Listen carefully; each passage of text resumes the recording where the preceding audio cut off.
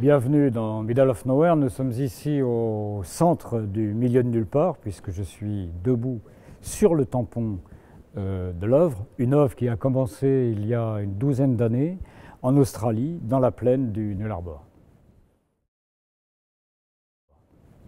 L'œuvre a effectivement commencé dans la plaine du Nullarbor, dans ce désert australien, par la découverte de ces deux dessins dans l'école désaffectée de Cook, cette petite ville fantôme, éloignée de 800 km à l'est et à l'ouest de la première ville, mais habitée à l'époque par deux habitants, les deux seuls habitants de cette petite ville, Ivor et Janet.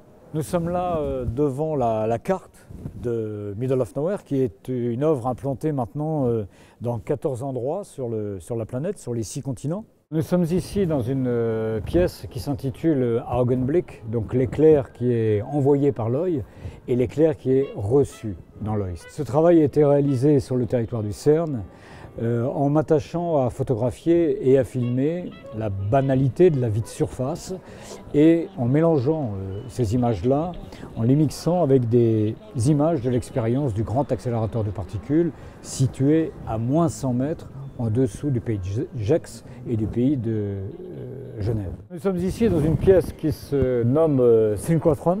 C'est un jeu de mots entre think, penser, et l'accélérateur de rayonnement X qui se trouve dans le polygone scientifique à Grenoble, qui est le synchrotron.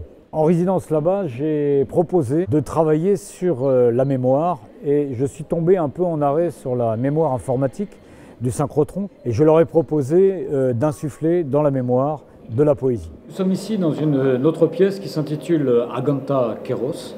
Donc Aganta signifie en provençal saisir, attraper, et le Kéros est une figure mythologique grecque qui, elle, renvoie à la chance, à la bonne opportunité qui passe.